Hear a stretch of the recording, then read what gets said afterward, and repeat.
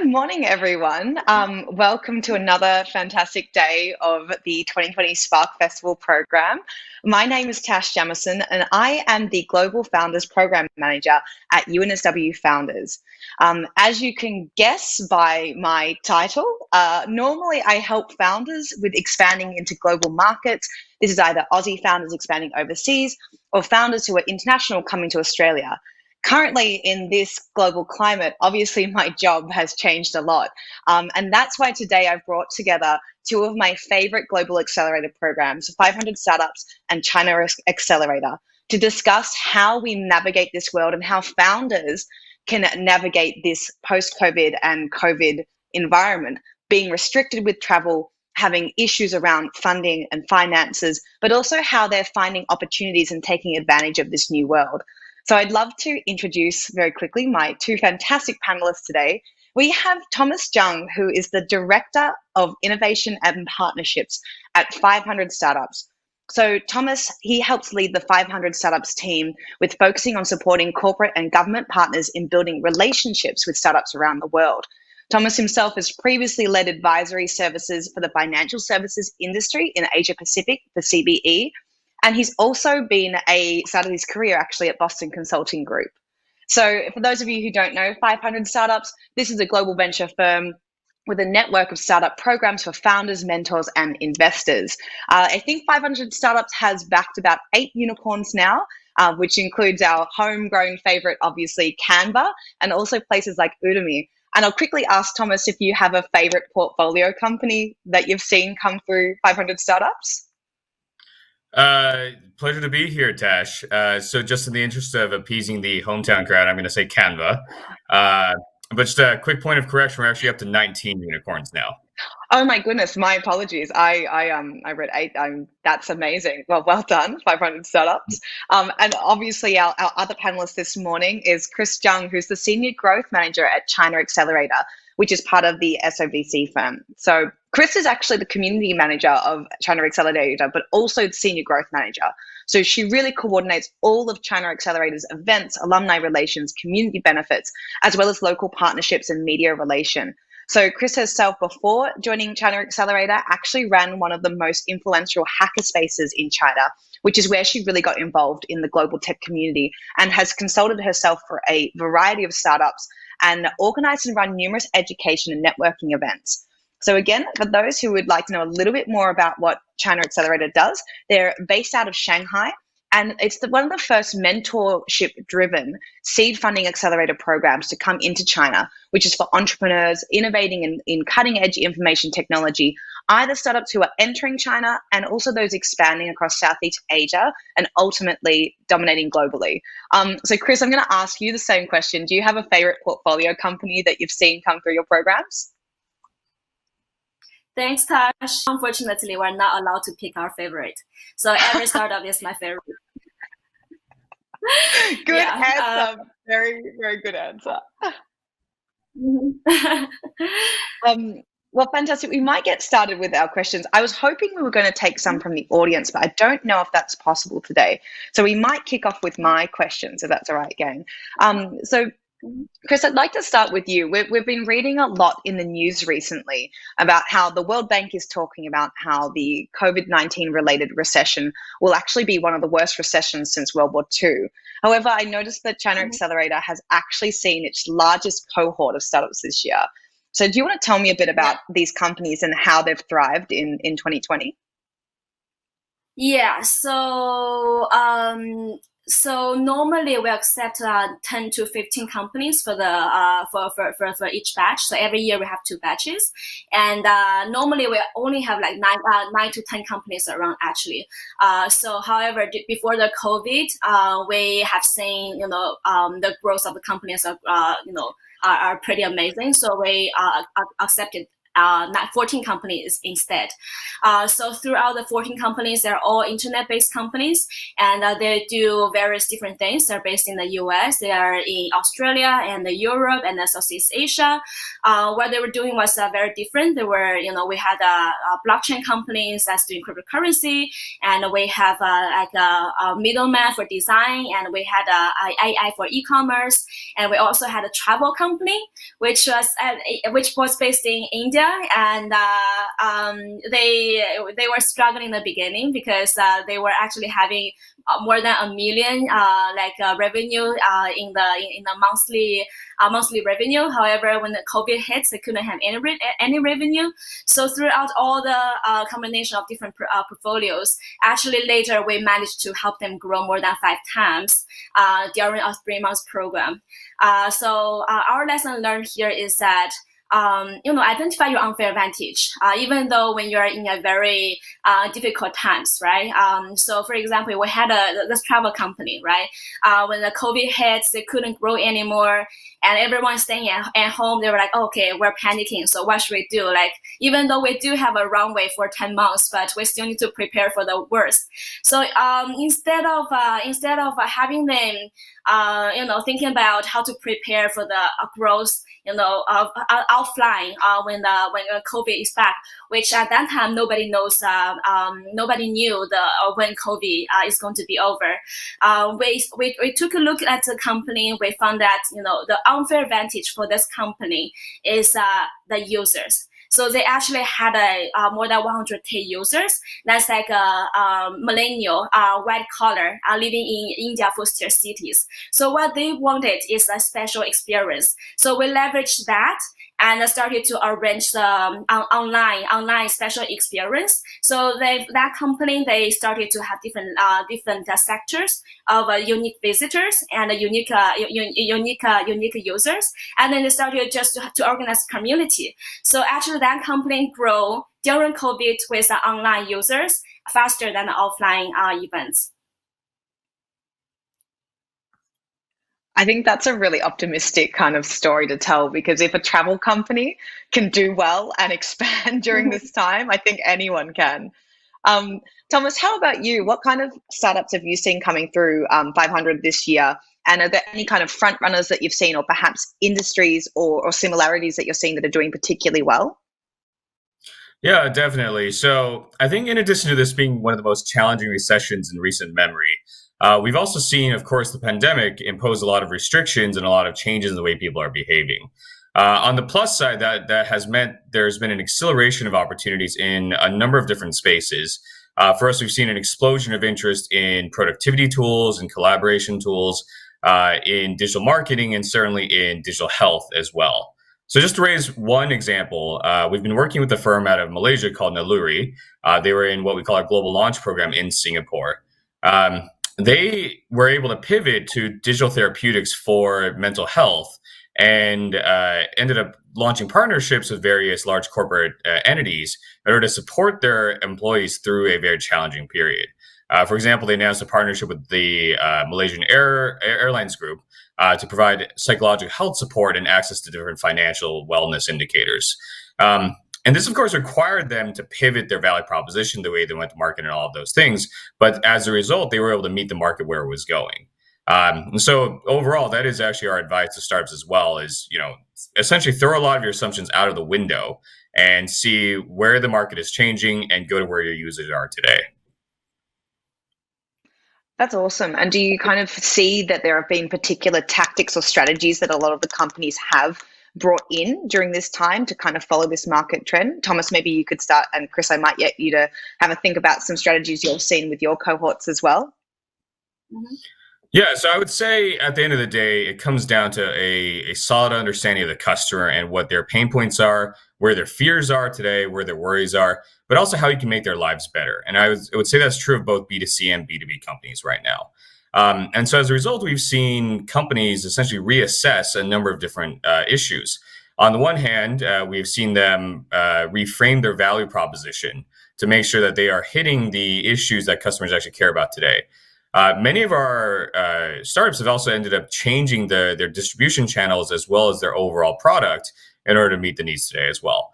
And so I wouldn't say there's any one silver bullet, unfortunately, but it does really go back to understanding how our customers' needs are changing, and then basically working on what you can adjust to meet the customers where they are. Awesome. And Chris, what about you? Have you seen any interesting changes? Very similar.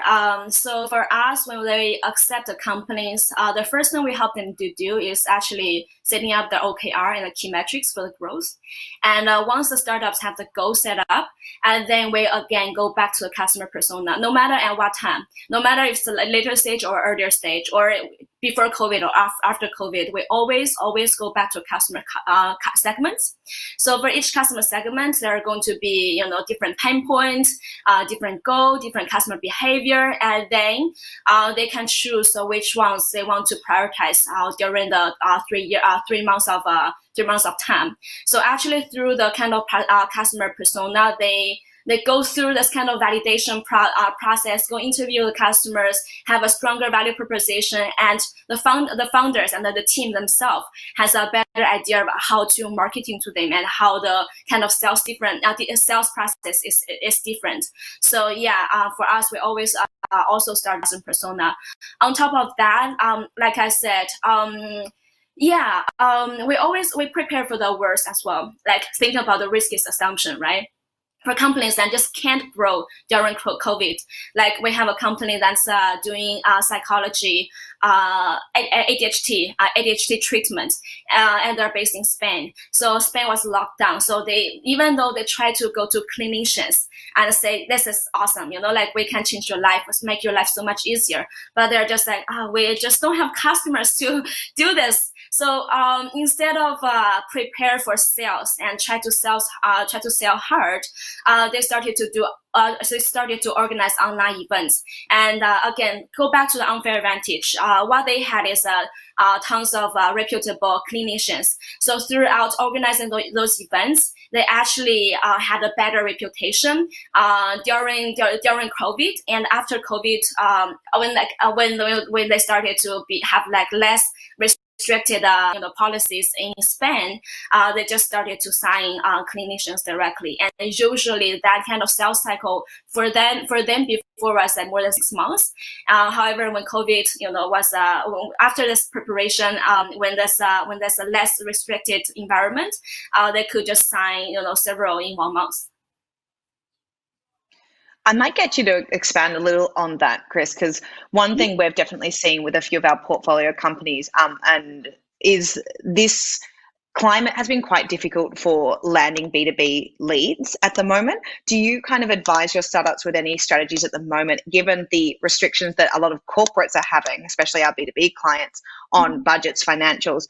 How have you kind of coached your startups to approach these lead generation meetings or sales meetings, perhaps? Mm-hmm. Large ticket sales for early startups always started with referrals.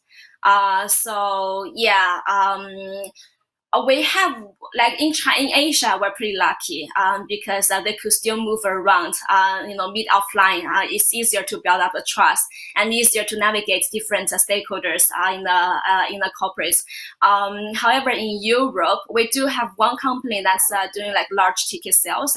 One ticket was more than 1 million euros. They started with referrals, and later, how could we help them grow to different markets? Actually, through we did a lot of research on where the customer would be, where the customer would hang out, and it turned out to be in a lot of associations. And luckily, the associations are hosting online events. So then we use those associations to get in front of our potential customers. That's just to set up the first layer of trust. That's awesome. And Thomas, I know that you are technically focused a lot on APAC and the APAC region, but you are based out of the US and have significant history with the US. Have you seen any trends as well? Just like, Chris mentioned how in Asia it's been a little bit easier because there's been a bit of openness for it within individual companies. But then what is it like in the US? What are we seeing there for perhaps, sales, marketing, and lead generation? Yeah, it's a really interesting question. I think it will really depend on your customer base. We've seen exceeding urgency for large corporates as well as small and medium enterprises like to take up new digital solutions. And so, depending on the business model and the target audience of our various startups, they've really reacted differently to the situation. Among the large corporates that we've spoken with, you can imagine that anything that involves automation and allows people to work remotely has been of great interest, right? So, for one of our startups called Evie, which produces an AI assistant designed for scheduling for both sales teams as well as recruiting teams, they've actually seen quite a bit of uptake and quite a bit of interest because in a pandemic world, or really in a recession world, a lot of the large corporates they're trying to serve are trying to reduce their costs. And while it's unfortunate, for the employees that are being laid off, for the corporations as a whole, if they're able to increase automation of these activities, they're actually able to save quite a bit of money. And so there's been a lot of interest there.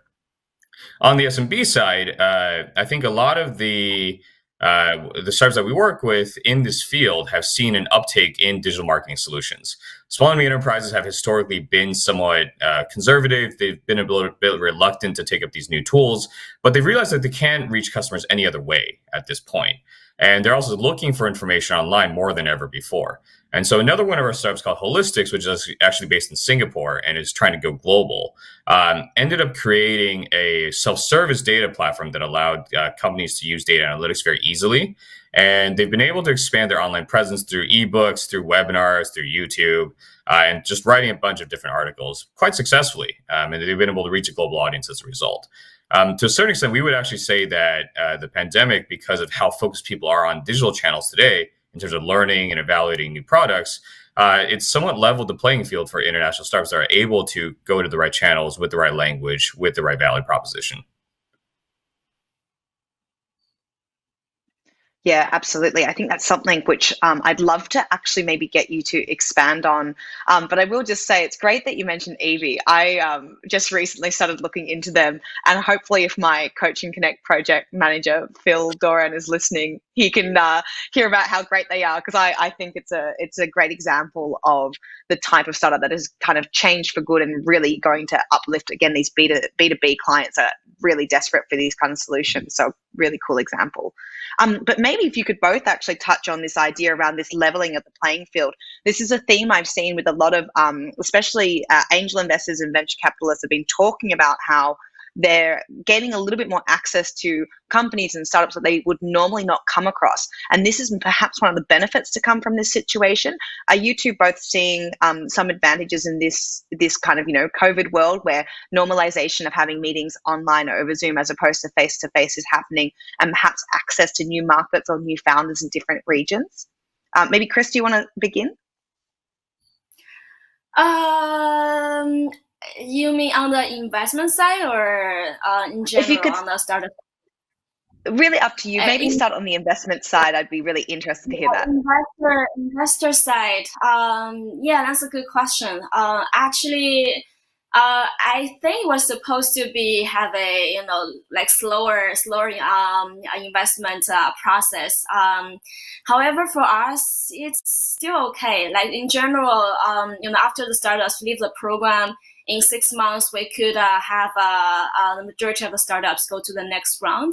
And this year, I think we're from SOSV, right? Also, Sean O'Sullivan, our founder, actually said, you guys, you invested so much last batch. If you don't hit this number of startups getting funded to this amount, then you're not going to have the budget to invest in any new companies.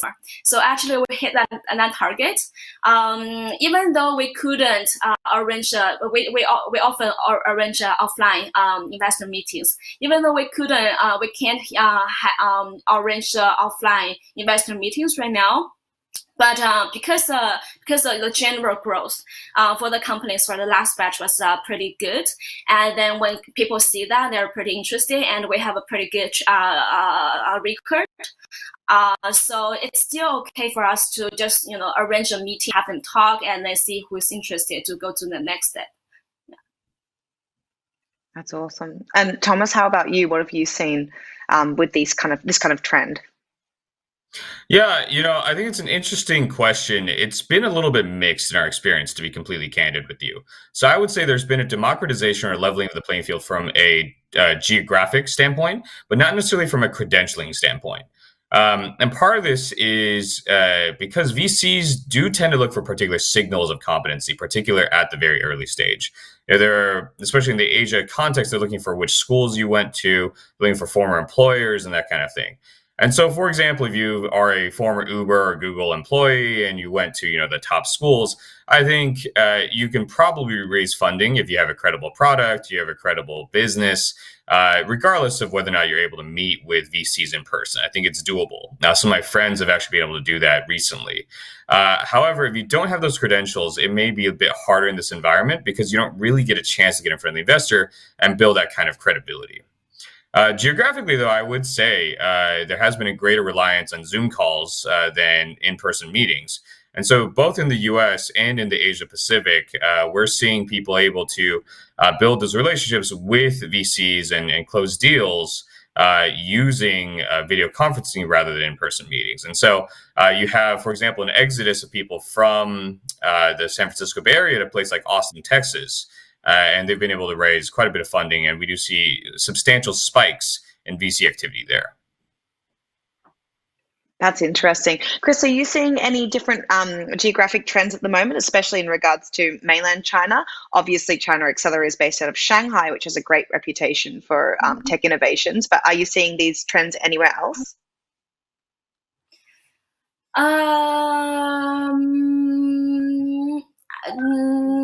I think in general, like Thomas said, right? If you have a good credential, it works similar. The investors are looking into investing even during COVID. So once, as long as you have a good team and you have been showing excellent sales, it's still okay. That's awesome. And so looking again, our audience today is primarily from the Australian ecosystem. So I know both of you have worked with Australian startups who have actually come to your programs. So maybe if you could think from the perspective of everyone watching today, what advice would you have for those who are looking to expand internationally at the moment, or perhaps in the next 6 months to 8 months? Do you have any particular regions that you would have advice for, or do you have any strategies or approaches that these startups might be able to take, especially coming from the Australian context, if you have any opinions on that? Thomas, do you want to start off, please? Sure, absolutely. So I would say there is quite a bit of global opportunity, and now is the time to gear up for it. It will, of course, again, not to beat a dead horse here, but it does depend on which space you're in. If you're in, say, the fitness or the travel spaces, you might want to wait a bit and be a bit conservative. But if you're in anything relating to digitalization, healthcare, these are trends that we've seen exploding, and there's been a serious uptake of new digital solutions. And so even in just the areas that I cover, from Japan to Korea, to Greater China, to the Southeast Asia markets, I would say there's quite a bit of opportunity if you're able to set yourself up right. Just to give you one example, in Japan, whether we're talking to corporates or to the governments, there's been just an incredible upsurge of interest in smart manufacturing and AI technologies, and anything really that will allow them to digitize existing businesses and processes, because they recognize that they've been falling behind on these. They've been falling behind on these trends. And in some ways, the tide has gone out, and we've seen who is unprepared for this new digital world. They recognize the lack of preparation, and so there is sort of a last-minute dash to catch up on these things, become more competitive globally. And so if you play your cards right, there's definitely that opportunity.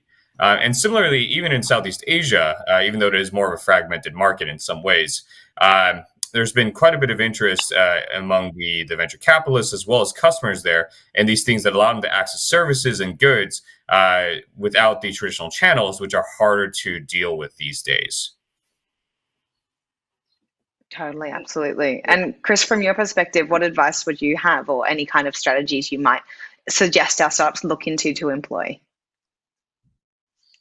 Yeah, same. Look back to what you do. Right? If at the moment I see an opportunity to gear up, like again, I'm going to bring back to the last batch because it was like in general, everyone is trying to tune down, right? So for them, because we saw their opportunities, we asked them to gear up, right? So instead of cutting down the budget on the ads, we asked to increase the budget on the ads.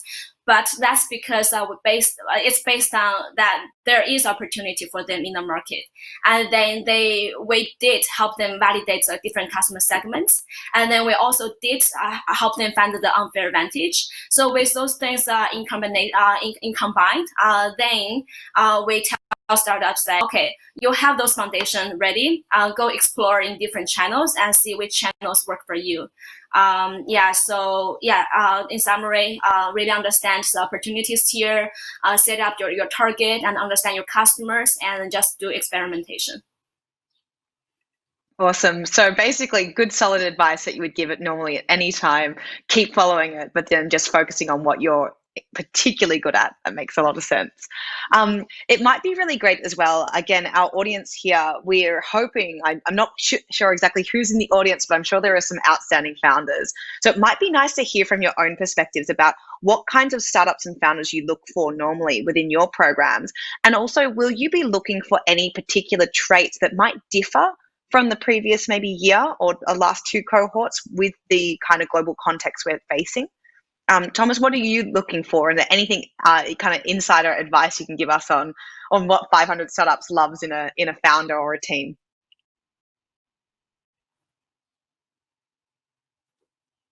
Oh, you're on mute, I think. Sorry about that. I will say that there is no really scientific approach to this. And it is still somewhat on a case-by-case basis, but I'll give you the framework that 500 uses to evaluate founders. And I'll elaborate a little bit on what we're looking for in teams today. So we use, this is not unique to us, but we essentially look for the 6 T's, which is team, TAM, tech, traction, trends, and terms. In this environment in particular, we're going to be looking for teams that really are digitally native and have experience building digital products that can be distributed and built and consumed in a purely digital environment. And so, regardless of everything that was said earlier, and we do obviously think that traditional sales has a very strong role to play, especially in a B2B environment. It's very, very important for these teams to find ways to reach the right distribution channels and have the right value proposition that fits customers' needs today.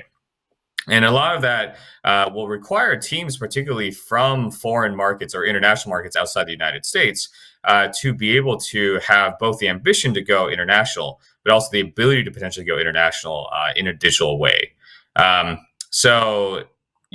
you're looking into our programs, we definitely encourage you to apply. We are still continuing to make investments in this environment.